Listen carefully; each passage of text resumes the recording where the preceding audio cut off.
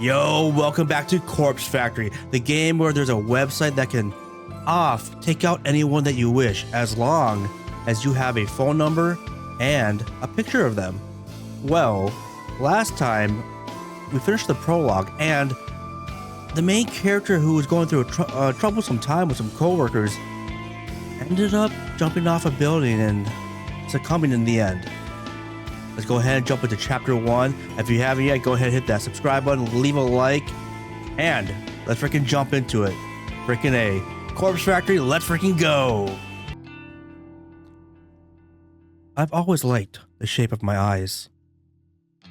I can be critical about other parts of my body, but I'll never complain about my eyes. I will say I do like the shade of that reddish, the light red for her eyes. With that, it matches like her hair. Very nice. With or without makeup, I think they look great. Mother used to tell me I inherited her eyes, and my big sister inherited my father's eyes. To be honest, I don't see any of father's features in myself or my sister, but I do agree that my eyes are exact replicas of mother's. Mother doesn't see too well anymore, and that might be something I have to also worry about in my future.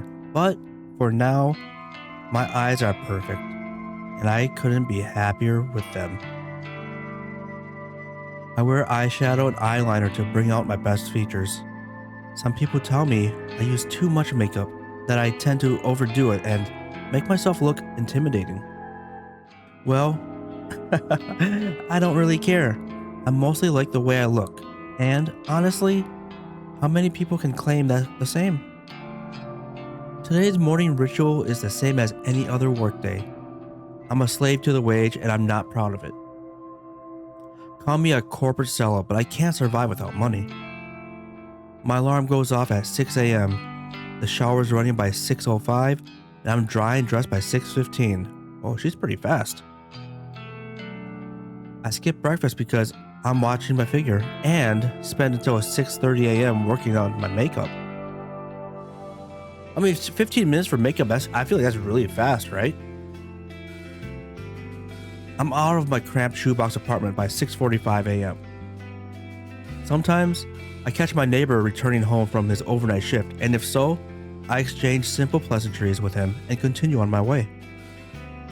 Today, there is no sign of my neighbor, so I don't slow down as I descend the stairs and exit the building. Hitting the convenience store for a can of coffee saps another few minutes from each day. I prefer sweet milk coffees, but every now and then, I'm in the mood for a rich black coffee. I'm just starting to learn to drink black coffee. Not a fan, but I'm sure I'll get over it, right? Regardless, I never start the day without it. I don't always need the energy boost, but it helps to stop my stomach from growling. It's a milk coffee kind of day, so I pay for my favorite brand and get out of the store in no time. The canned coffee dives into my handbag as I continue on my way. The train station is always busy in the morning, and it's usually a struggle to navigate my way to the correct platform in time for the 7:12 a.m. train. Today is no different. However, I always make it in time because my routine has been perfected over the last few months. I board the train bound for Shinjuku. A cursory glance reveals there are no empty seats, so I push through the throng of bodies and stand against a carriage wall. Whenever there are seats available, I like to sit and read, but it's much more common to have to stand and stare at my phone screen like almost everyone else. I will say, dude, that I love the art in this picture here. The colors are vibrant on look at the red on the left. Then with the sun, like not really, shining above the seats on the right there. You have those rays coming in, and that it differentiates the color. It looks so good, so good. When I do read, I read the classics: Stoker, Lovecraft, Poe, horror, Western horror. At that is my favorite genre. And of course, faithful translations into Japanese are as good as it gets. my English isn't nearly strong enough to read these novels in their original language. If I'm stuck staring at my phone screen, I like to stalk people online, acquaintances, or the few friends I have. Lead such boring lives. For me, I listen to audiobooks. With a Spotify Premium, get 15 hours, so that's what I listen to. Reading, I can read manga, but novels, I can't. I fall asleep now. They post about the most mundane topics all day, every day, acting like they'll shrivel up and die unless they get the attention they seek. I find their dull, tedious lives simply fascinating. From behind the safety of a glass veil, I can fulfill my voyeuristic fetishes and consume as much pointless information as I desire. Knowing every mundane tidbit of people's lives turns me on. This morning is the same as any other. I stare down at the phone held in my frail hand. My fingers move of their own accord, scrolling and tapping against the backlit display, pausing, pondering, pouncing on any post or picture that my pupils haven't yet consumed. Standing in the train carriage packed to the gills with people, I can't help but feel my face getting flushed and my steamy breath escaping my lips. Well, she's really having a good time. I digest post after post, photo after photo, memorizing the comings and goings of every single person on my Noise activity feed. Remember, Noise is like their social media platform. I catch my breathing getting heavier, my gasps becoming short and sharp. Ray went to the dentist yesterday for a root canal. Mizuno shared some photos from her international vacation. Kawahara objects to owning pets and thinks all animals should be free. My cheeks glow crimson. My chest begins rising and falling quickly. I clutch the collar of my shirt, knuckles whitening, knees shaking. A few people in the carriage start to move away from me, but I barely notice them. My fingers keep scrolling and I hit the jackpot. A new post from a coworker at my office, Tomoe Watanabe.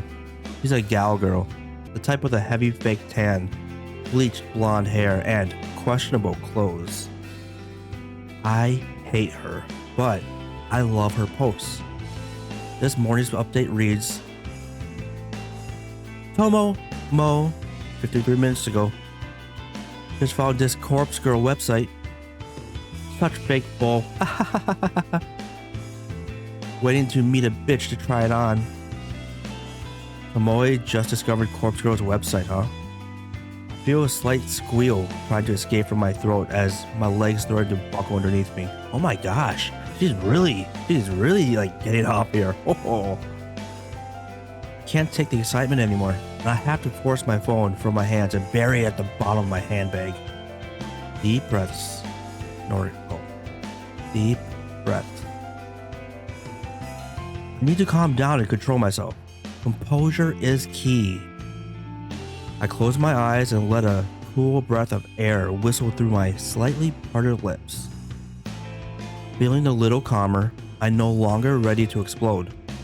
I analyze the information I just read. Tomoe wants to try out Corpse Girl's website. That's good. That's very, very good. Rumor has it that you can visit the website and request the death of somebody you know. How and if the victim dies isn't known to the public. Because of that, some people are pretty quick to dismiss the site as a hoax.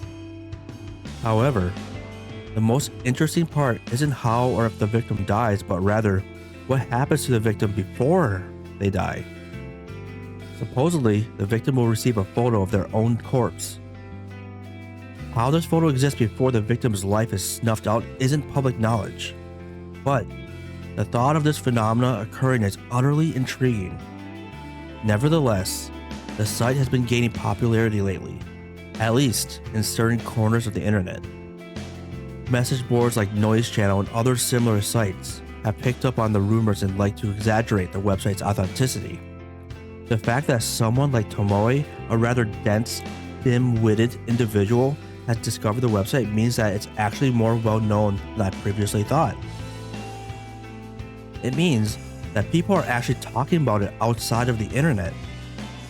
Chances are good that Tomoe will want to try it out and request the death of someone in the office, a coworker.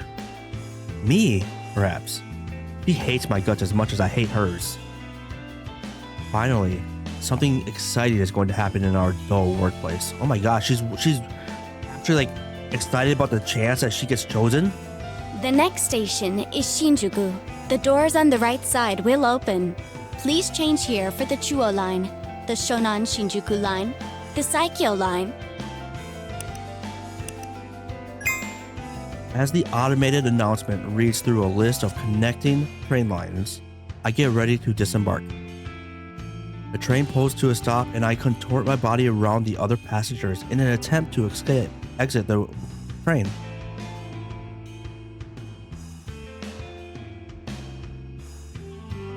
Finally free of the tangled mass of flesh, I hasten my pace and navigate through the labyrinthine station.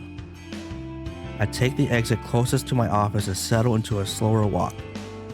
I'm on time, and I never desire to reach my office any earlier than needed. It doesn't take long for the looming office tower to enter my field of vision. 32 stories of office space is all crammed into one sleek, slim tower. The name Temujin is stamped across the structure in gigantic block letters. If you're looking for this building in Shinjuku, you can't possibly miss it. Temujin carries the title of Japan's third biggest banking corporation. It's a gigantic company with other branches in Kyoto, Osaka, Sapporo, Fukuoka, and a dozen smaller cities I don't even remember. I've worked here for close to 3 months now. Not a long time in the grand scheme of things. That said, I'm only a temp, and all I do is data entry. I work on the 14th floor along with about 60 other junior employees, including Gal Girl Tomoe Watanabe. I don't speak to many of my coworkers. That's the way I like it.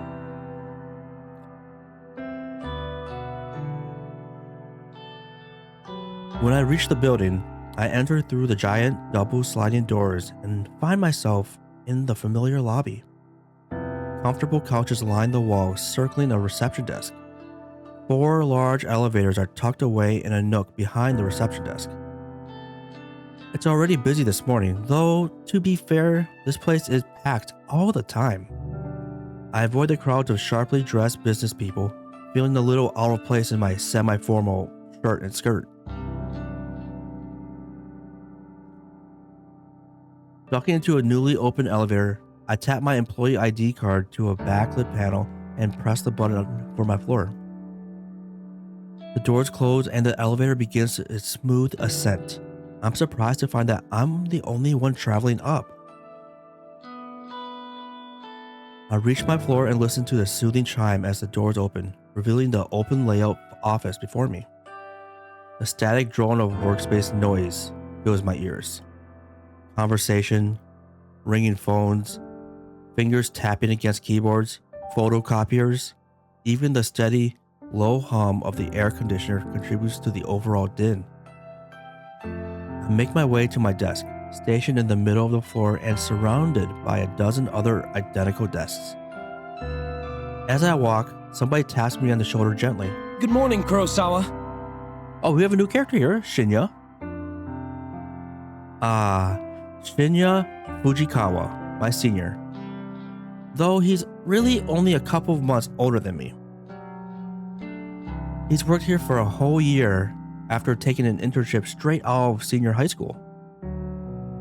He's not an intern anymore, though I'm not quite sure of his job title.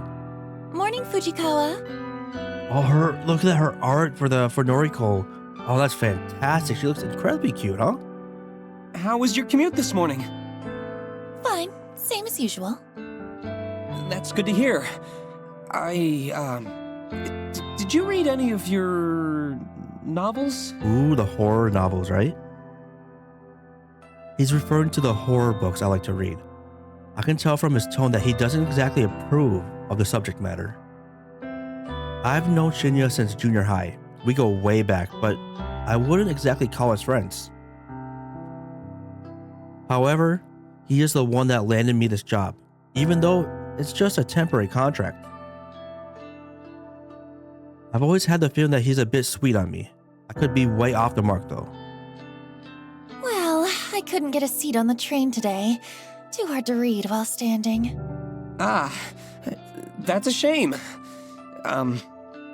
You, still haven't accepted my, friend request, did you know? I'm guessing friend requests on noise, huh? I have to fight the urge to roll my eyes. He's a nice guy, but we were connected on noise once before and I had to delete him. He's super obsessed with his father's detective work and all he ever posts about is his assumptions and theories on petty crime cases. Normally I'd find anyone on my friend list fascinating, but here's the thing. Shinya never posts about his personal life. All he writes are long-winded rants on boring cases. It's far beyond the amount of dullness even I can stand. Yeah, that's right, because she's more interested in the drama of other people. She wants to see and feel and be in that moment of what they're relishing in or what they're dreading, you know?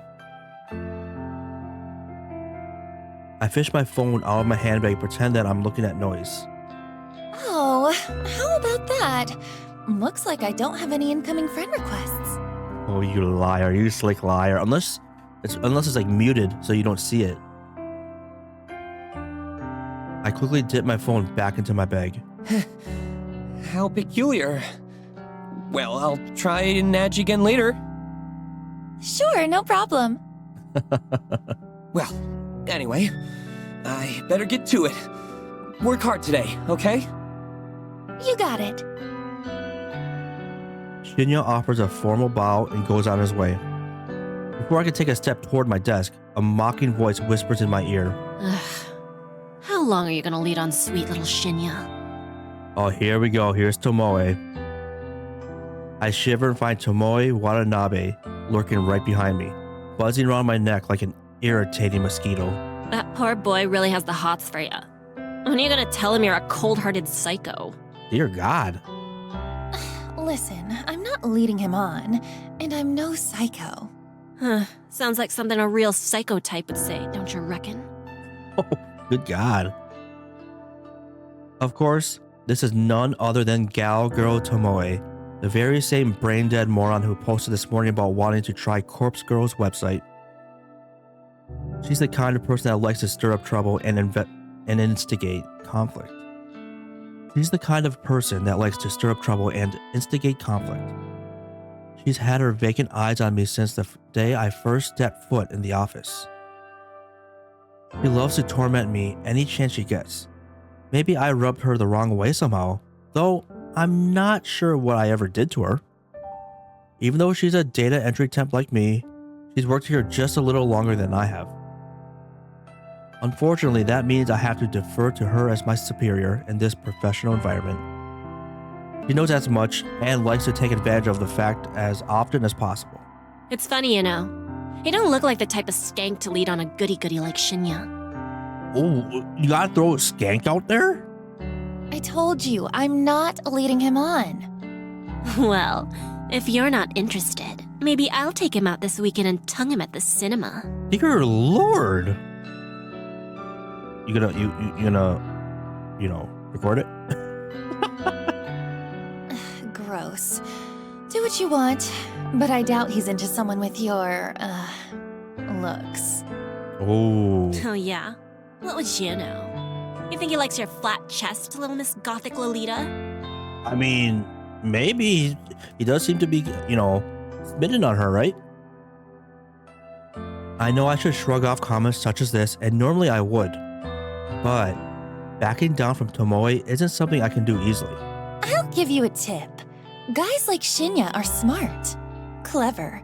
If you want to impress him, don't let him know your head is as full of air as your inflatable breasts. Ooh. A flash of crimson lights up Tomoe's face and she looks ready to lash out at me. A group of co-workers, juniors like us, look over to us in concern. Tomoe takes a step back from me, but not before signaling a rude gesture with her fingers. She flipped her off. We ain't done here, Noriko. Watch your back. Otherwise, she's gonna put you on the website. I'm trembling. Tomoe walks away and I breathe a sigh of relief. If it wasn't for having to deal with her, I wouldn't dread coming to work every day. Anyway, I wonder when she's planning to test out Corpse Girl's website. Will she try it on me since we just fought? I'm not really sure if I should be excited or scared. Either way, it will definitely be fun to find out what happens if she does try the website. I finally reach my desk and take note of the time. I was supposed to start working 5 minutes ago, so I quickly log into my computer and check today's task list. It's all standard stuff today. I need to transfer a few tables of numbers from a spreadsheet into our company's online database. When I'm done, I have to run it by a few other people, then commit the changes to the server. The work is dull and repetitive, but my salary isn't bad. On the plus side, I get to wear headphones and listen to music while I work. I dip into my handbag and retrieve my headphones, my phone, a can of milk coffee, and a handful of breath mints. I lay them all on my desk neatly. I slip my headphones on, plug them into my phone, and hit play on my work playlist. Loud, symphonic metal lovingly thrashing my ears as I crack open the can of coffee and take a sip. Okay, let's get started. All right. I return home to my quiet, cramped apartment after work. The place is eerily silent, a stark contrast to the bustling office where I spend my days. Throwing my handbag onto the tiny coffee table, I pick up my laptop and sit on the couch. I lie back and get comfortable, letting the laptop rest on my stomach as it boots up. The welcome screen loads up, so I click a couple of times, open my web browser, and then head to a very specific website saved in my favorites. Must be Corpse Girls. Here it is. Corpse Girls website. A cute dancing zombie girl is animated at the top of the page, a peculiar irregularity that always makes me giggle. I notice that the page view counter at the bottom of the site is nearly the same as it was yesterday. There have been maybe 4 or 5 new visitors. I heave a sigh. Maybe the website isn't quite that well known after all. That begs the question, how did Tomoe discover it? Well, never mind that. My eyes scan the website's content. Requested death. Big, bold letters headline the site. The intention couldn't be clearer. Further information on the site is sparse. Brief instructions tell the user to fill in a victim's phone number and upload a photo. Aside from that, there's not much else to mention. It doesn't even ask for a name. After scanning the site, I move my mouse to the browser's address bar and click. I type a / after the website's addresses and then add the word admin. I hit the enter key. A login page presents itself with empty username and password fields waiting to be filled in. My fingers tap dance around the keyboard, and within moments, I'm presented with a brand new page. Ooh, we get to see the admin page? Yo! A blinking slab of text greets me. One new request. A crooked smile cracks my stony expression. Finally! Somebody has requested a death. Somebody has asked me, Corpse Girl, to kill a victim. This is where things get exciting. I giggle and feel my cheeks flush red. This is the first request I've had for about a week.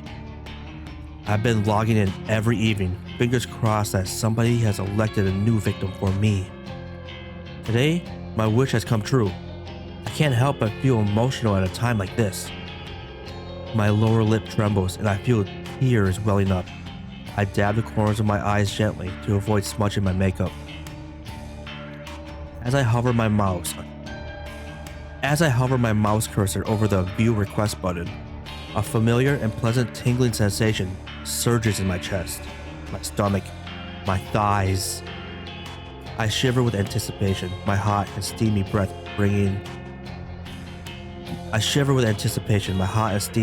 beginning to fog up the laptop screen. Oh my gosh, you're fogging the laptop screen up? Your face is like pressed against the screen.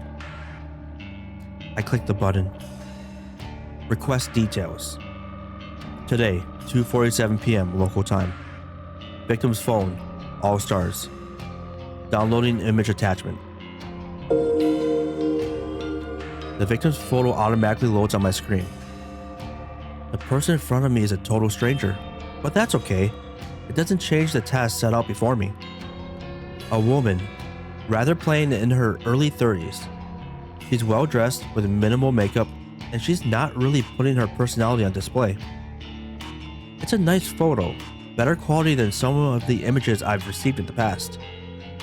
In fact, the photo looks like a corporate ID picture. I wonder if it was downloaded from a company database or website. Well, the source of the photo doesn't matter. The simple fact of the matter the source of the photo doesn't matter. The simple fact of the matter is that somebody has made a request for this person to die. It falls to me to fulfill that request, and as Corpse Girl, I take requests very, very seriously. I have the victim's photo, and I have her phone number. All I need now is to select a way for her to meet her untimely demise. I previously thought about including an extra field on my website, an option for the user to choose the way they want the victim to die. After all, it would reduce the amount of strain on my creativity if the method was decided for me. But after careful consideration, I decided against it. Some people are sick, twisted. The cause of death could be far beyond my means and impossible to achieve. Therefore, allowing the user to define the cause of death just isn't feasible. Instead, I'll stick to my current modus operandi. Everything depends on the quality of the victim's photo.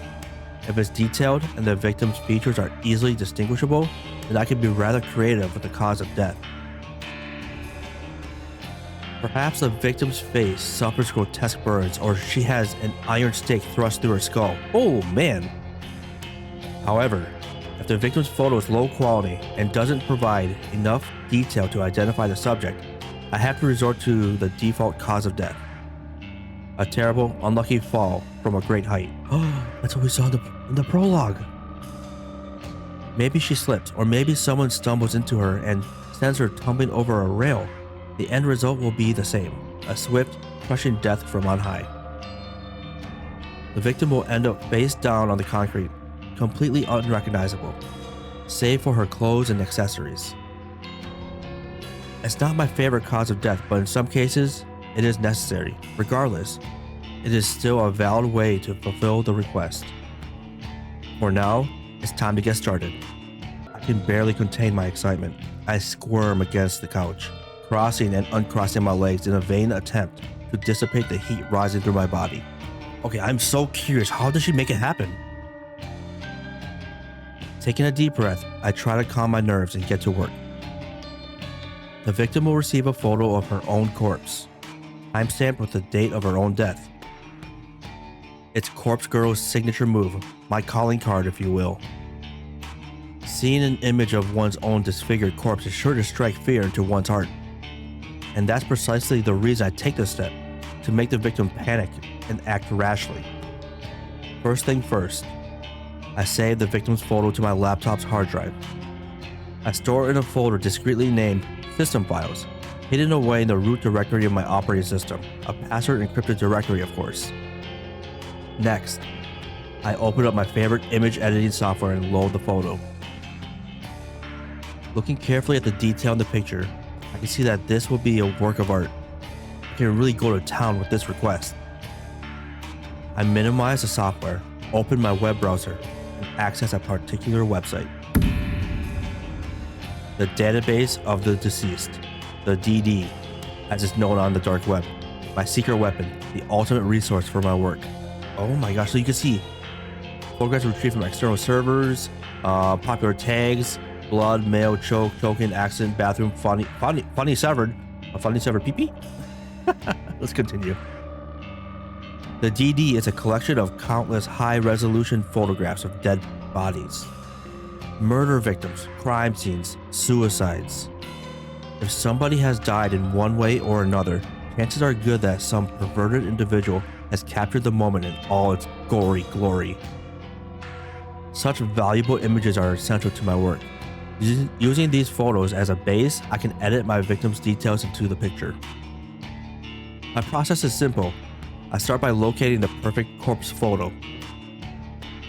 I search the database and in less than 2 minutes, I discover a disgustingly detailed photo of a woman with her entrails spilling from her stomach.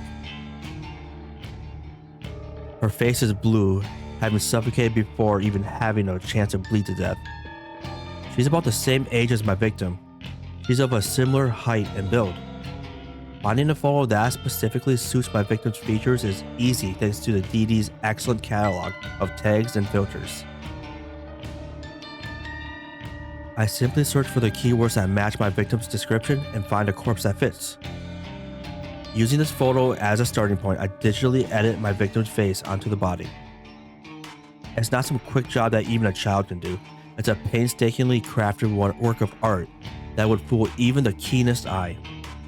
An hour passes, then 2, then 3. Before I know it, midnight has come and gone, but the work is nearing completion.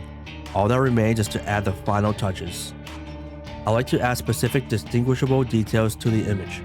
A personal item or accessory, clothes, makeup, you name it. I can edit it in.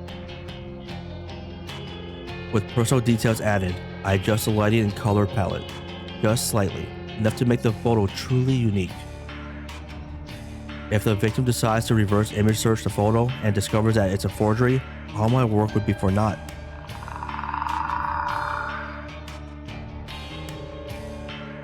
And with that, the masterpiece is complete.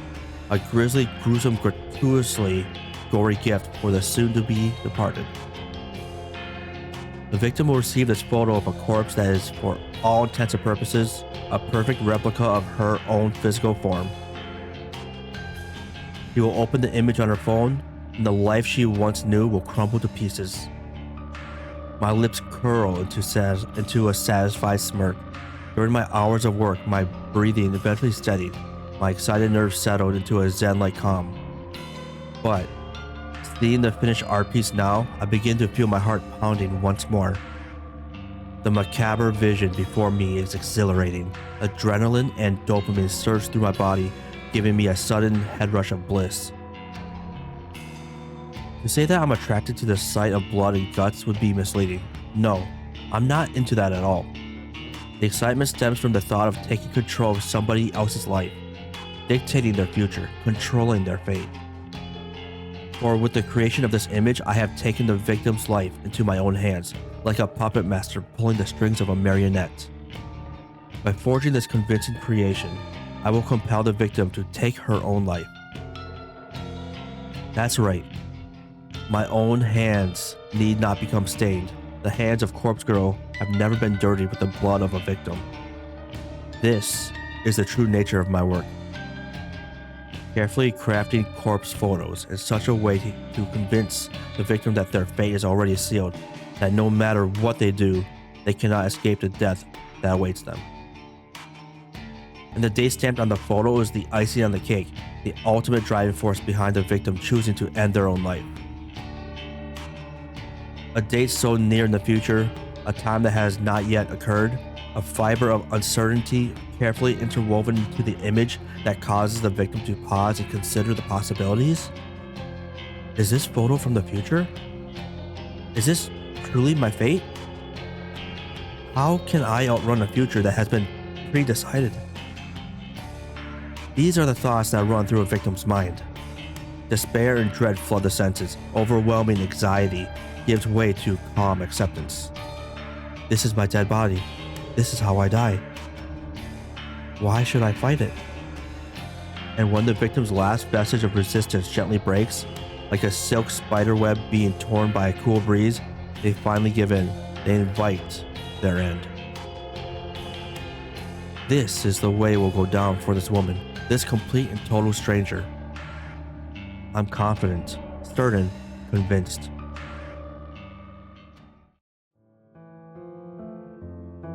It was a sudden spark of inspiration that guided me to begin fabricating corpse photos about a year ago.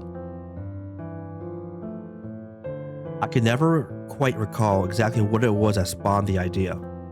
Sometimes I get close to remembering, but the recollection dances at the edge of my mind and slips back into the darkness. Regardless, I ventured down a dark and dangerous path. I built Corpse Girl's website and invited strangers to request the deaths of people they knew. It was a sales tactic, simply a way to encourage users to submit images. I had no intention or means of ending lives.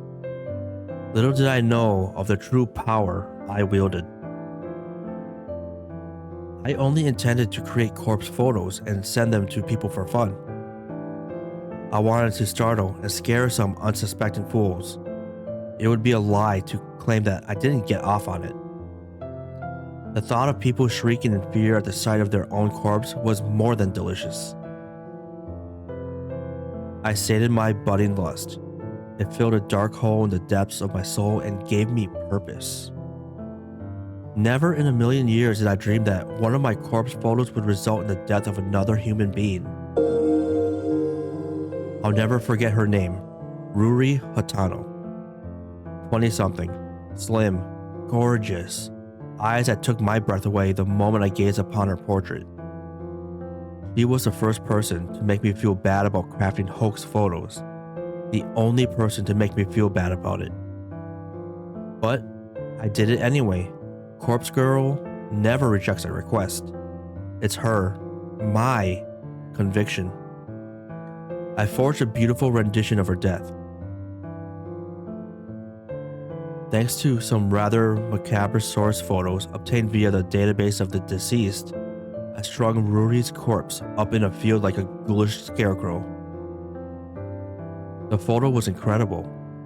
It was my fifth or sixth work, the fifth or sixth time a user of Corpse Girl's website requested a death. Ruri Hatano died just hours after receiving the photo. I don't know why. I don't know if she killed herself or if someone murdered her. But I know one thing.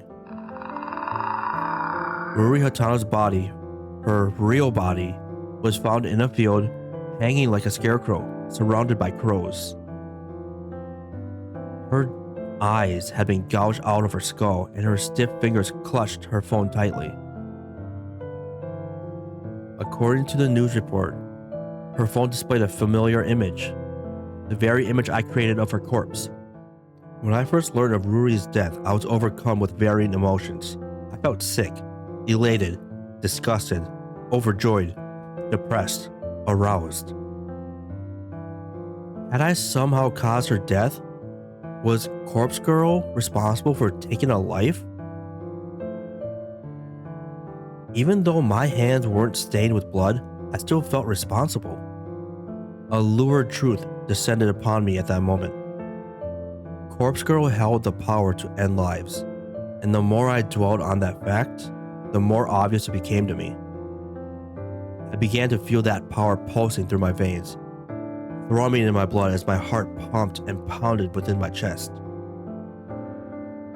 I can't explain how the power works, and I don't know why I have it. But somehow, the corpse photos I create can compel a victim to end their own life or compel someone else to end it for them. Ruri died in the way I envisioned. Her dead body matched the fake corpse photo I painstakingly crafted. And I didn't even have to leave the safety and comfort of my apartment to ensure her death. Corpse Girl's power is real, extraordinary, and I vow to exercise that power as frequently as possible. Kinda messed up, huh? Ruri Hatano died last year. Since then, I've been chasing that rush, that thrill, that comes with snuffing out a soul. It wasn't hard to grow the popularity of Corpse Girl's website after that incident. Particularly, dark corners of the internet gobbled up the news with enthusiasm, and the site saw an influx of new visitors. And on a few occasions, I even overheard people in the real world whispering about the mysterious website that lets you request a death. I've crafted corpse photos for dozens of requests. Each photo is more convincing and realistic than the last, thanks to my ever-evolving skills. but none of my recent attempts have been successful. Not a single person has dropped dead since Ruri Hatano. I'm beginning to wonder if Corpse Girl's power has fizzled out. Or perhaps I never had any power to begin with. Or maybe because of the prologue, it's actually working in reverse and is killing the requester. But then again, for the prologue, why didn't you would think that it would be the other girl that died because she's receiving the photo, right? Very mysterious. I wonder if we'll learn more about the prologue later. Maybe Ruri's death was simply a fluke, a morbid coincidence. I've spent countless hours doubting myself, doubting Corpse Girl. I've tried so hard to replicate that one success. Every time I receive a request, I do the same thing as I did in Ruri Hatano's case. I edit the photo of the victim, I create a convincing corpse photo, and I timestamp it with the time of death. I send the photo to the victim, and then I leave the rest up to fate. But nothing ever comes of it. I'm not so delusional to think that in normal circumstances, a simple photo would be enough to convince someone to kill themselves. And even if that photo fell into someone else's hands, it wouldn't inspire them to go out and kill the victim. Of course not. However, these are no ordinary circumstances. I once activated a power beyond the ken of mortal men. I caused Ruri Hatano to die by her own hands, or by the hand of another. I need to find a way to manifest my power once more, to prove that I, Corpse Girl, have the power of death and destruction at my fingertips. Once a new victim perishes, I know it will pave the way to more and more death. My website will gain popularity and become more than just an urban myth. People will live their lives in fear, forever wondering if Corpse Girl is lurking behind the next text message they receive. Yes, I can see the future I crave so clearly in my mind. I'm close to achieving my goal. I know I am. And when my dream comes true, I can finally what? May 26th, Tuesday morning. The incessant chirping of birds gently kindles the embers of my consciousness. My heavy eyelids open to find my body contorted before me, legs splayed across the couch in the most uncomfortable position I can imagine. I groan and twist my torso, letting my spine pop and crack until the aches in my body drift away. I need to stop falling asleep on the couch. I'm still young, but I can't handle a night away from my comfortable bed.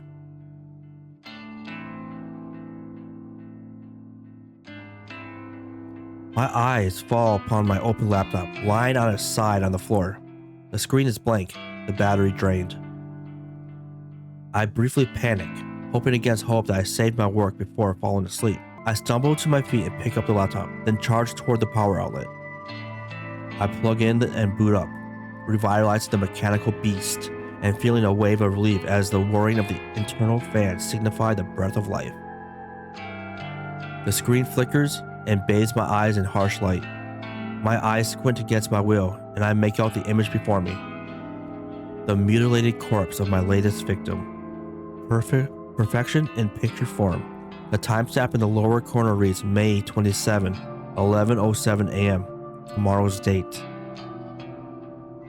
The photo is ready to be sent out. If I send it now, the victim will receive it immediately, knows the day, and realize that her death is imminent. It's time to set the wheels of demise in motion. Leaving my laptop at the outlet, I quickly dart into the kitchen. Well, to call it a kitchen is misleading. It's simply a tiled area connected to my living space, with a small refrigerator, microwave oven, and single hot plate. A small stack of drawers is nestled next to the fridge, and I pull open the second drawer from the top. Plunging my hand inside is always an odd sensation. My fingers get buried underneath a dozen cheap plastic flip phones. Oh my god, so she has so many, a lot of like burner phones. I grasp one of the phones between my thumb and forefinger and remove it from the drawer. It's a scratched up pink model from 2010 or so, a relic from a time not all that long ago, but that may as well be forgotten. I flipped the screen up and turned the device on, relieved to see this artifact still holds power. To be fair, I charged up all these phones just a few weeks ago, but the fact that they retain a charge after being inactive for so long is a testament to their engineering. In any shady line of work, these kinds of phones are referred to as burners, cheap disposable devices that are discarded as soon as their purpose is fulfilled. I acquire them by rather unsavory means, but that's neither here nor there. I use these phones to send out the photos I make. By doing this, I avoid using my personal phone and thus prevent anything from being tracked back to me. When a photo has been sent, I keep the burner phone for 24 hours, just in case the victim sends a reply. I know I'd get a good laugh out of that. Of course, I don't keep the phone in my person. I store it in an old shed out the back of my apartment building. When 24 hours has passed, I remove the phone's SIM card, snap it in half, and discard it with the combustible trash. The phone itself gets smashed and trashed in the dumpsters outside a convenience store. I also delete the photos off my hard drive and clear my internet history. Obviously, I don't even use my own internet connection at home. I leech off my gullible neighbor's Wi-Fi. He's under the impression I can't afford my own internet connection. Whether or not I convince him of such is irrelevant. So, he's happy to share his connection with me. Should the police ever try to track my action, they'll only be led straight to my neighbor. I've gone to great lengths to ensure my actions are untraceable. This has all been in anticipation of my inevitable success. Looking down at the pink phone in my hand, I clear my mind and focus on the task before me. The photo is transferred easily from my laptop to the burner phone. Once complete, I open the text messaging app and I enter the victim's phone number. I leave the message field blank, but I attach the photo. Of course. I leave the message field blank, but I attach a photo, of course. The victim will receive an empty text message from an unknown number with only an image attached. The message is just about ready to send, but there's one more flourish I'd like to add.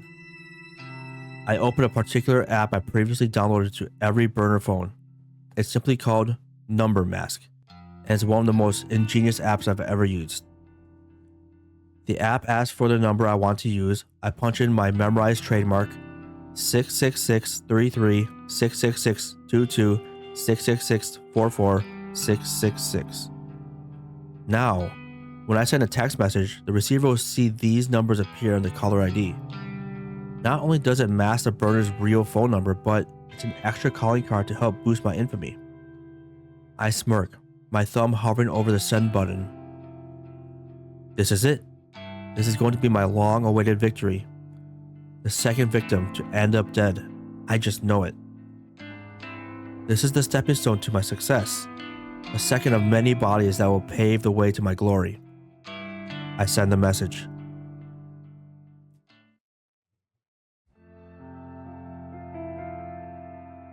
I arrive at work on time, just as usual. My handbag is heavy with the weight of several cans of coffee, hopefully enough to help me power through the day after having such a late night. I can't help but yawn loudly as I wait for the elevator in the lobby. Just before the elevator doors open, my phone starts to ring. I step aside and answer the call. Hey. Hi, Noriko. Good morning. Did I call at a bad time? This is the girl that was from the prologue.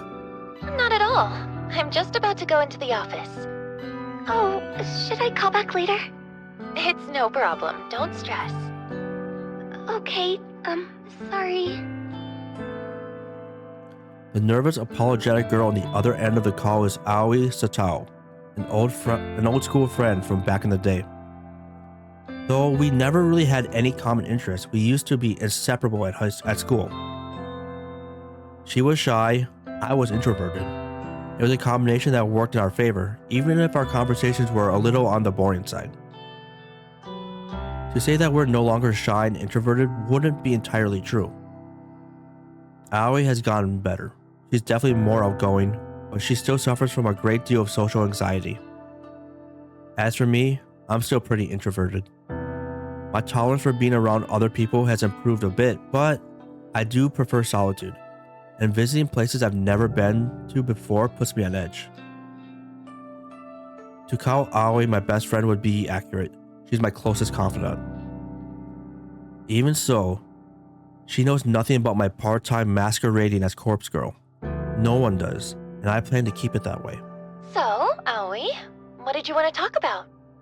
Oh, well, you see, that guy at work is still bothering me, and I wanted to see if you had any more advice for me. Ah, jeez. The older guy that always hits on you? Yeah. What a creep. You're 19, for God's sake. He must be, what, 50?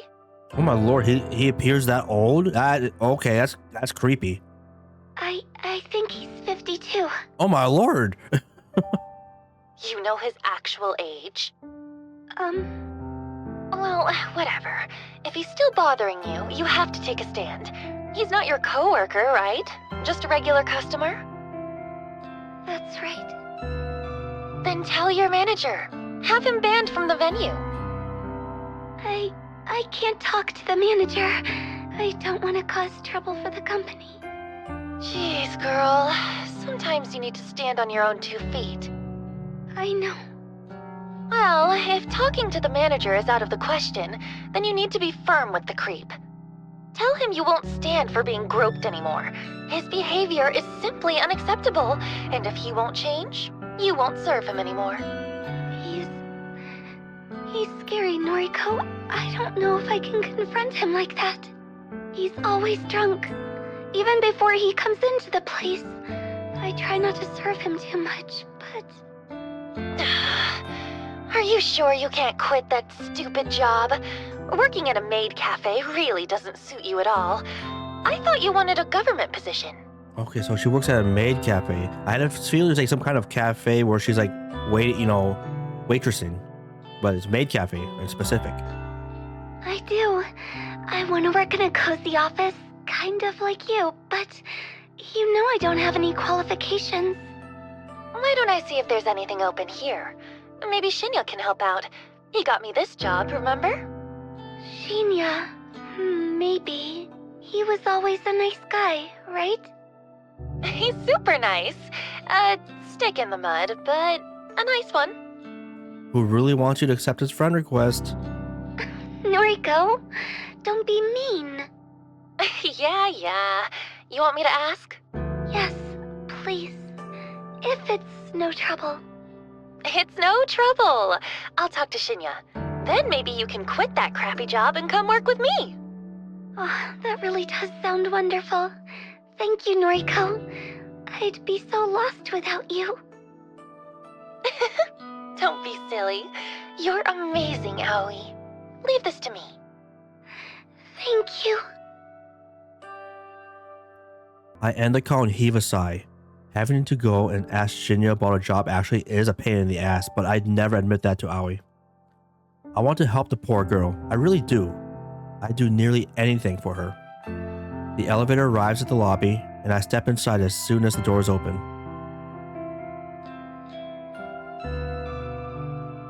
Good morning, Kurosawa. Fujikawa. Good morning. Shinya takes me by surprise as I exit the elevator. Has he been waiting for me here? I wanted to catch you before we sit down to work. I sent you another friend request. Can you make sure you got it this time? I say just accept it, and if you can, just mute him so he doesn't show up. Or there's gotta be some way to make it so you see him less often. At least appease him for your friend. Little bonus points, some brownie points, right? Oh, yeah. Okay. What am I supposed to do when he puts me in a spot like this? I try not to groan as I get my phone out and open up noise. It's impossible to hide my screen from Shinya's piercing gaze. Well, what do you know? I have a new friend request. Oh, great. It worked this time. Go ahead and accept it, please. Yeah, sure thing. I hesitantly accept the request. A little fireworks animation pops up on the screen with a celebratory message about making a new friend. Yay! looks like we're officially friends now. So, can I call you Noriko from now on? I've never cared much for formalities. I try to adhere to them in the workplace, but honestly, I don't care if people refer to me by my first name or last name, regardless of whether they're friends or not. That's fine. You can call me Noriko. Shinya's eyes light up. That seems to have made the boy happy. Thank you. Oh, you can call me Shinya, of course. Shinya. Hey, we've known each other since junior high, right? Shouldn't we have been on a first-name basis anyway? Yes, that's true, but we're in the office now, you know? It wouldn't do if you started working here and called me Shinya right away. I guess I could see that formality purposes for a work environment. I suppose. Anyway, I'm really glad we're proper friends now, Noriko. Maybe we can get a coffee sometime. I mean, you were proper friends before. It doesn't take an online website, social media platform to make you proper friends. I can't help but feel he's trying to push his luck as far as it will go. Any suspicions I had about him having a crush on me are now confirmed. I brush a stray lock of hair out of my face and smile as sweetly as I can while I change the subject. Hey, actually, I wanted to ask you something. Are there any more temp jobs available here right now? Temp jobs, huh? Are you looking to pick up extra hours? No, not exactly. I'm asking for a friend who needs a new job. A friend of Noriko's. Well, let's see. Wanna make it happen, boy? We pretty much always have data entry roles up for grabs. Unless your friend wants something more interesting? Do they have any particular qualifications? Not really. Data entry is more than fine. Actually, you already know who I'm talking about. Remember Aoi Sato? Aoi Sato. Yes, I think I do remember her. That really shy girl from our school days, correct? That's her, yeah. Wow. I never knew you were still in touch with school friends, Noriko. Aoi's probably the only one. We're fairly close. Is that so? As for me, I don't really have any friends from back then. Dude, it's alright, don't worry about that. I've only kept like one friend from my high school days. Shinya's heartbreaking confession doesn't surprise me too much. He doesn't strike me as the type of person to have many friends at all. Sure, I'm the same, but... Oh, but what am I saying? We're friends now. So I guess I do keep in touch with school friends. Yeah, I guess so. Hey, I'll ask my superior if we can get Sato an interview. Is that okay? I'd really appreciate that. Thank you, Shinya. No problem. Leave it to me. He gives me an awkward salute before skipping away. Our little exchange has obviously made him pretty happy. For some reason, something that Tomoe Watanabe said yesterday pops into my head. He mentioned that I'm leading Shinya on, but that's not true. Is it? I shake the thought out of my head. I'm just being nice to him. That's not wrong, is it? I take a seat at my desk and perform my morning ritual. From my handbag, I retrieve my headphones, coffee, and breath mints. Computer on, music playing, coffee open. My fingers tap rhythmically against the keyboard and I slip into the usual workday trance.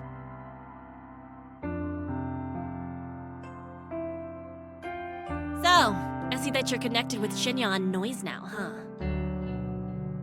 My walk to the train station is interrupted by a familiar, grating voice. Sounds like both of you are getting on pretty well. How did you... Oh, of course. Tomoe and I are already friends on Noise. He would have seen the notification when I accepted Shinya's request. It's actually kind of strange that Tomoe and I are connected up through that app. We added each other on the first day of work before I learned how much of an intolerable excuse for a human being she is. We simply never deleted each other, even after all these months. Her posts are entertaining anyway. And since I rarely ever post anything myself, she probably forgot we were connected at all, until today. Now look, don't get me wrong, you hear? I ain't actually interested in Shinya. Nah, I'm real happy for you both, like. But what I can't stand is a skank like yourself getting some while I'm over here all dry like a desert. Oh man. I'm sure if you change your attitude, you could snag up a nice fella. What the hell are you talking about? It pisses me off that guys just sluts like you, and you barely have to put in any work. Meanwhile, nice girls like me gotta put in so much effort to even get noticed. I hope nice was in quotations, because you are definitely not giving that vibe. You think all of this is just natural? I put so much effort into how I look, you know? And guys like Shinya don't even bat an eyebrow at me. Maybe it's a bit much then. I don't know. Who knows? I guess only our main girl would know, huh? You mean bat an eyelid, right? Whatever, it don't matter. I'm sick of skanks like you getting everything for nothing. Look, let me be honest with you. I'm not interested in Shinya, and I'm not trying to be with him. I don't chase guys, and it's pretty rare that they chase me. You've got me all wrong. Like I'd believe you. Do you spend your time chasing chicks then? That's not your business. But you don't have to worry about me pursuing Shinya. Tell you what, any guy at the office is all yours, okay? I'm not interested. Oh, is that how it's gonna be, slut? You think no one is good enough for you, but they're good enough for me? You're just like all the other girls. You think I'm worth being pitied? You think I need it? Well, I don't want your pity. You're nothing but a fake skank. Tomoe pushes forward, her bulk forcing me off the sidewalk and into the thicket of trees bordering the path. Oh! Oh! Drama! The burning slap across my face comes out of nowhere. I'm blinded by white stars and my entire face feels like it's on fire. The strike is hard, sharp, vicious. It happens so suddenly that I'm having difficulty processing it. I stumble, but my legs don't quite give out. My mind races, trying to put together what just happened. Tomoe hit me? Why? Why did she hit me? There's a strange sort of disconnect in my mind. My body doesn't feel like my own. Like this isn't actually happening to me, but rather, I'm watching it happen to someone else. Time seems to slow down and speed up all at once. The slap replays twice in my mind before Tomoe's hand even leaves my face. I catch a glimpse of her furious expression, red and strained and overcome with anger. I hate you. I hate everyone like you. Don't pity me. The second strike connects with my chin and I flinch, my entire body paralyzed with pain.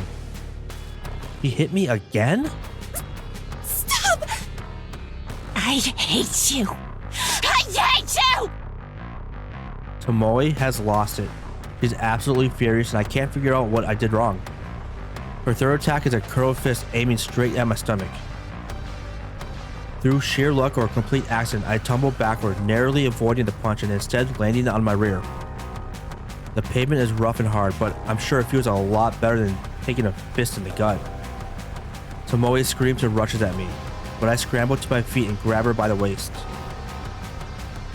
She flails wildly, her eyes looking like they'll pop out of her skull at any given moment.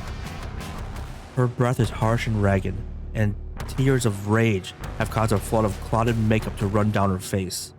Calm down! Calm down!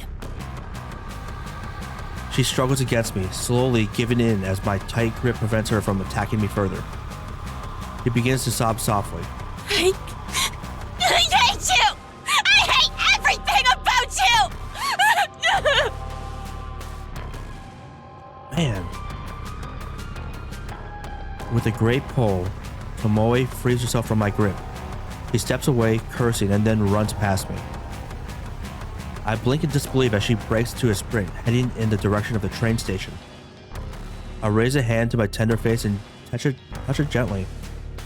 The stinging sensation is completely new to me.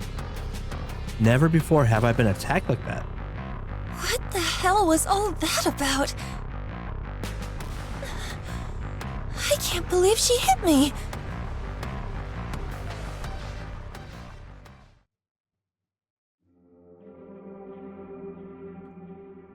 The pack of frozen vegetables pressed against my face soothes my swollen jaw, but does very little to calm my nerves.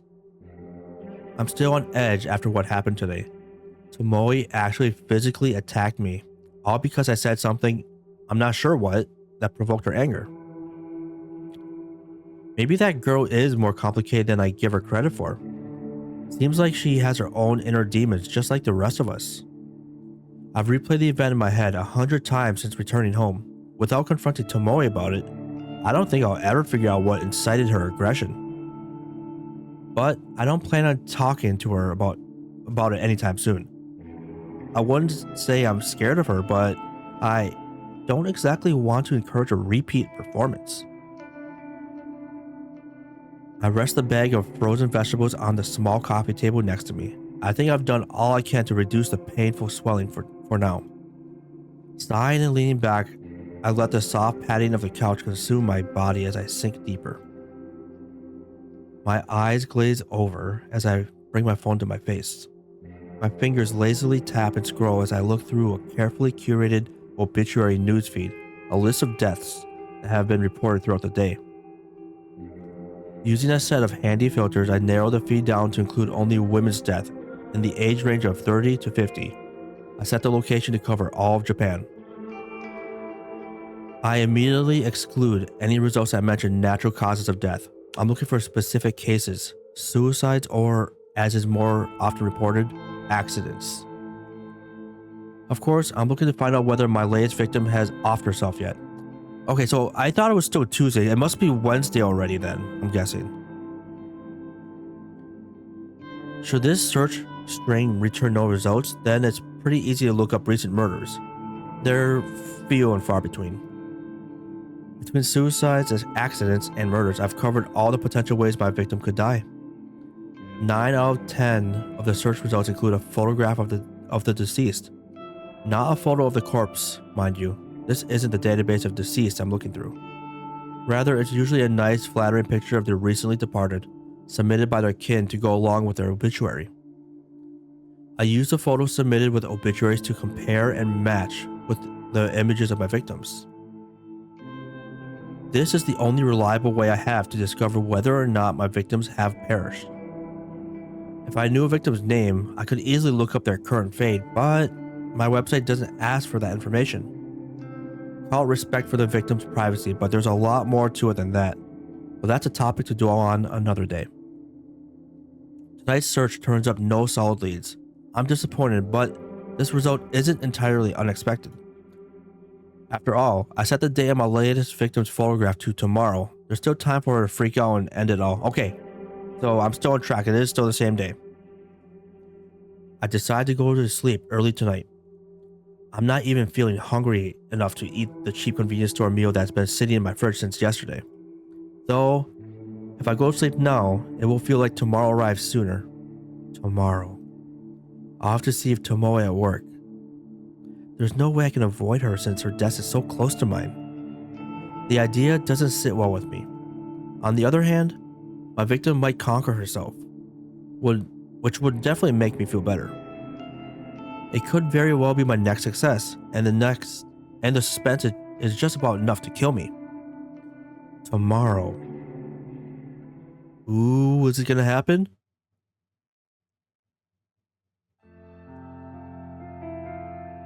May 27, Wednesday morning. My typing is hesitant and distracted this morning. My fingers falter, misstep, and tap backwards repetitively. This is no good. I can't focus on work while I'm staring at the top of Tomoe's head, popping up from behind a monitor a few desks away. Even my work playlist isn't inspiring me to pulverize a keyboard today. Normally a blast of pure volume and a shot of caffeine is enough to carry me to the greatest heights of productivity. I press a finger to my pursed lips, trying hard to regain my focus. I absent-mindedly noticed that I missed the edge of my top lip when applying lipstick this morning. Damn. I'm really out of sorts today. At least I managed to apply some extra blush to cover up the faint bruising on my face. I might have overdone it a little, but it's better than looking like I just stepped out of a boxing ring. Good morning, Noriko! Boy, have I got some neat news for you! Maybe he does these A detective case stuff, right? Maybe there's information he has about the latest victim. I'm so absorbed in my own thoughts that I barely register Shinya standing in front of my desk. Noriko? Excuse me? Noriko? Are you... Huh? My eyes fixate on Shinya's goofy smile. I quickly remove my headphones. Fujikawa, Shinya. Sorry. Hi. Are you okay? Yeah, I'm fine. Tired is all. Oh, I hear you. I was up late last night. Boy, I must have been up past 10. Just could not put down this new crime thriller I've been reading. Oh, yeah, right. I was up late reading too. Your horror novels, right? Don't they leave you feeling a little scared before you go to sleep? No, not really. It's all fiction, so it's pretty easy to distinguish from reality. Is that so? Wow, that's not like my book at all. The crimes in this story are all based on real cases. My jaw hits the floor every time I turn the page. Yeah. Anyway, let me tell you this. Your friend Sato can take a data entry opening starting from Monday. She doesn't even need to interview. That's how much the boss trusts me. Nice, okay. I'm genuinely impressed with Shinya's ability to score Aoi a job. Say what you want about the guy, but the bigwigs obviously have faith in him. Wow, Shinya! I don't know what to say. Thank you. Thank you so much. Don't thank me yet. Sato is going to be worked to the bone. I hope she's prepared for it. Trust me, anything will be better than her current job. Really, thank you, Shinya. You came through for us here. Well, I'm just happy to help. Hey, Noriko, can I ask you something? Sure, shoot. Shoot! Oh, right. An expression. Okay, I don't know anyone that would take it the way he did. Oh, wow. Sorry, I just remembered this case in the novel I'm reading, where a police officer shoots at a perp only to... Hey, you, wanted to ask me something? Right. Are you friends with Watanabe? I blink a couple of times. Tomoe? You're on a first-name basis with her. Then you must be great friends. I mean, I wouldn't say... Listen, would you mind putting in a good word for me with her? Oh, man. I'm kind of interested in taking her out sometime. But I could never ask her myself. I'm stunned, gobsmacked, speechless. Shinya likes Tomoe? I thought he likes me. Is my intuition wrong? I wonder if the clues have been in front of me this whole time. What else haven't I been seeing? Noriko? What do you say? Shinya, look. Honestly, I'm not really friends with Tomoe. I don't think I can help you. Oh, I see. That's a shame. I thought maybe you were close. Darn. I guess there's not much to be done, is there? Even after I helped you and Sato out and all. Is he seriously trying to guilt me? I have to hand it to him. I didn't think he had it in him. Well, I suppose you can just tell Sato to start work on Monday morning. Oh, he's laying it on her. Guess I'll see you around the office then. Shinya leaves and I bury my face in my hands. Has this world gone mad all of a sudden? Shinya likes Tomoe, not me? It's not that I'm disappointed. Hell, I don't have feelings for the guy, but for him to be interested in someone vapid like her just blows my mind. To add insult to literal injury, Tomoe assaulted me yesterday. She has a vicious, violent side to her that Shinya doesn't know about. He could be in real danger if he pursues her. I'm completely unable to process what I should do. Shinya scored Aoi a job, and I'm truly thankful. Do I feel like I owe him one? Should I ask Tomoe out for him or warn him about her? I need to clear my head. I decide to step away from my desk and visit the restroom.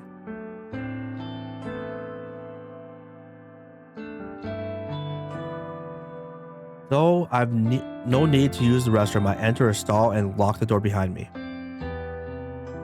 Sitting on the toilet's closed lid, I lean back and exhale. I'm getting too caught up in office drama. That's what the issue is. It's unlike me. I'm supposed to be stoic, unflinching. That's my ideology, my entire identity. My emotions are better locked away than stitched up on my sleeve. I'm Corpse Girl, for crying out loud. My purpose is bigger than all of this. I'm destined for greatness. The day will come when people fear my name, right? I shake the doubts from my mind and pat my cheeks. I'm doing all of this for the right reasons. I know I am. If I start doubting myself now, I'll never see my mission through. An unfamiliar jingle rings out throughout the restroom, echoing off the walls. It sounds like a phone alert, but where did it come from? It takes me a few seconds to realize I have my own phone in my hands and it's vibrating incessantly. I must have grabbed it subconsciously from my desk when I stood up. The screen is lit up and the message reads, "One new article matches your custom filter. D3D body low." Wait, what? The auto newsfeed I set up last night, it actually located something? I hurriedly unlocked the screen and opened a certain app, the same app I was trawling through last night looking for obituaries. A little unread mail icon sits at the top of the screen, blinking and practically shouting for my attention. I hit the icon and read the information presented to me. Article posted online today, 11:22 a.m. Keywords found: 3. Miss, accident, numerical data range, 30 to 50. That's the age. Image data found: yes. Wednesday, May 27. Miss Akane Tsurumaki, 36, of Chiba Prefecture, was pronounced dead this morning at her personal residence, 8:38 a.m. The chief coroner reports that Miss Tsurumaki was involved in an accident resulting in self-asphyxiation. Miss Tsurumaki is survived by her husband, Mr. Goro Tsurumaki, 42, and their daughter, Miss Fu Tsurumaki, 1. Oh man, a 1-year-old. Wow. A funeral service will be held on Friday, May 29th. View image attachment? I hurriedly tap the button and gasp as the image loads. It's her. The photo. It's unmistakably the same woman. Plain features, little makeup, no signs of a personality. Akane Tsurumaki, the latest victim to receive a photo of her own corpse. My breathing stops all of a sudden. I'm gasping for air, my cheeks on fire, my fingers numb. I did it. My meticulously crafted photo caused this woman to end her own life. An accident resulting in self-asphyxiation, meaning she died by suicide, strangled herself, or held her head down in the bath. The news never reports anything as a suicide. It's such a taboo topic in this culture. Everything is always an accident. All this time I've been trying to compel someone to kill themselves. My corpse photo is constantly becoming more and more elaborate, more and more convincing and realistic. And now, somebody has died again because of me. Because of Corpse Girl. I was right all along. I do possess power. I have the power to end lives through my work, my art. I've known it all this time, and I've finally proven it. Ruri Hatano's death planted the seeds of belief in my mind, the belief that Corpse Girl is more than a mortal being. And now, Akane Tsurumaki's demise has caused those seeds to bloom and blossom into pure certainty. Corpse Girl truly can end lives. It's a wonderful revelation, and it relives. Corpse Girl truly can end lives. It's a wonderful revelation, and it relieves my turbulent mind. However, I can't get my fingers to scroll back up to reread the obituary. My hands aren't functioning, my legs dangle lifelessly from the toilet seat, and my coffee from this morning is working its way back up my throat. I feel the sting of tears in my eyes. Sweat trickles on my forehead, dripping down my uncharacteristically thick makeup. All of a sudden, I can't breathe. My lungs refuse to take in any more oxygen. I panic and fall forward, miraculously slamming my hands into the stall door to prevent my head from colliding with the floor. My nails scrape against the door's enamel, peeling chunks of green from the surface as I slide down. Down and down until my head rests uncomfortably on the damp tiles. My eyes roll back and my tongue lolls out the side of my mouth, dangerously close to the tiled floor, but completely out of my sight and mind.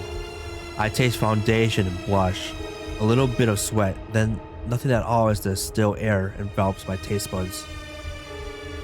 My photo killed a woman. That woman killed herself because of my photo. My photo killed that woman. That woman killed herself because of my photo. My woman killed that photo of herself because of that photo of the woman that killed herself in the photo. My eyes begin to regain their focus and my stomach turns, heaves and shakes, and warm coffee spills from my lips as I try to smile but only manage to gurgle.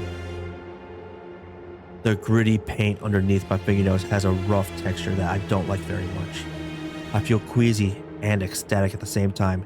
It's a horribly wonderful feeling that I could do without. So much for stoic, unflinching Noriko. Remember stoic, unflinching Noriko?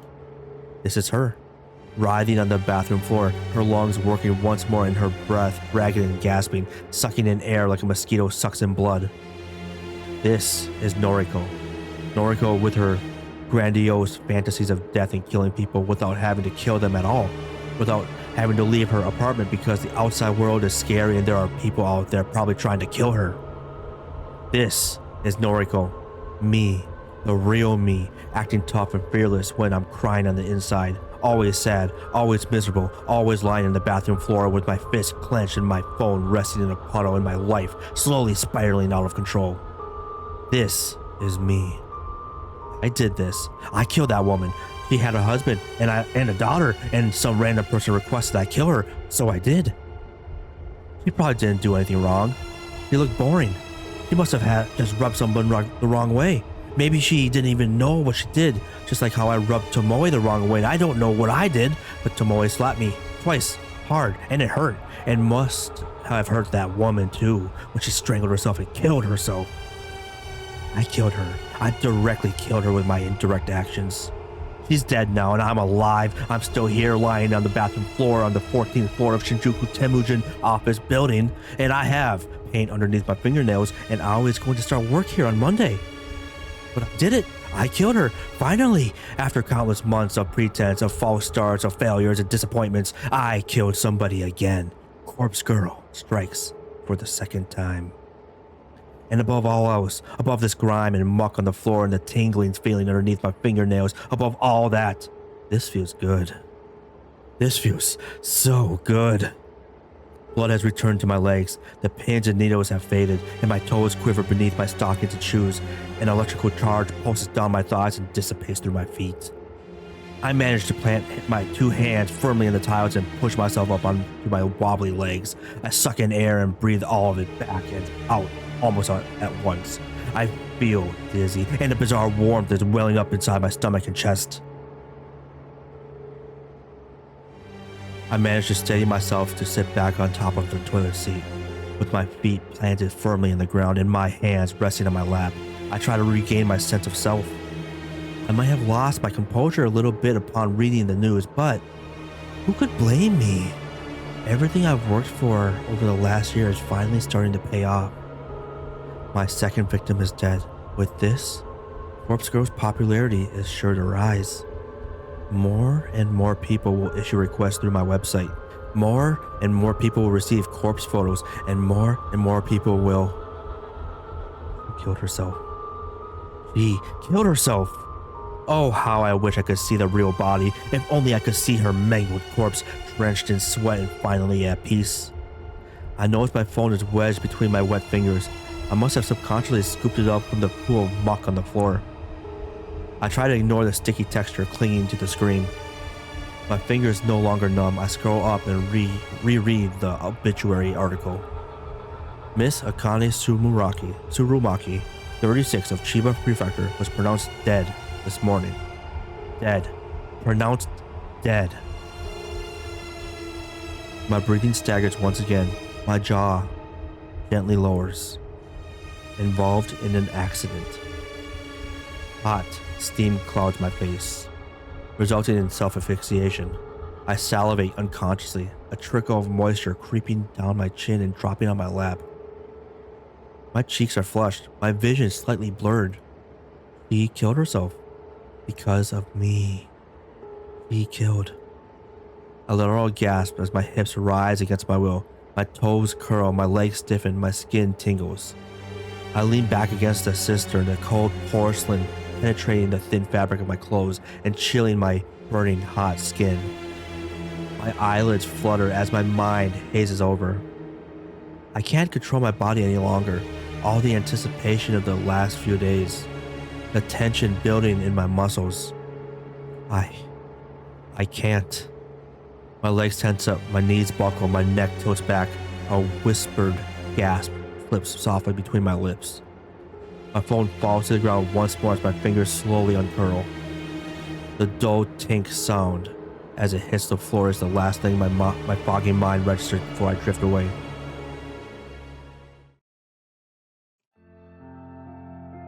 You look like horse shit. Tomoe's brazen drawl snaps me out of my dead-eyed stare. Looks like you've been sleeping in the sewer. It suits you. I don't know what she's talking about. I can't really focus on what she's saying. I realize I've been staring at my computer screen for about 20 minutes, rarely blinking. My mouth is dry as though I've stopped producing saliva altogether. A dull throb in my lap causes me to cross my legs over the other in an attempt to get comfortable. You know, I'm talking here. It's rude to ignore your superior. I swallow in an attempt to moisten my parched throat before speaking in a cracked voice. Do you need something? Thought you should know that Shinya and I are gonna hit the town on Friday night. Turns out he's fancied me for a while now. In the end, seems like the better gal won, don't you think? Seems that way. Is that all? I can tell Tomoe is trying to get under my skin, but I'm honestly not in the mood to deal with it right now. I thought you'd be more torn up about it. I don't care in the slightest. Why don't you go sit back at your desk? Whatever. Hey, maybe I'll meet you after work again. Why? So you can attack me again?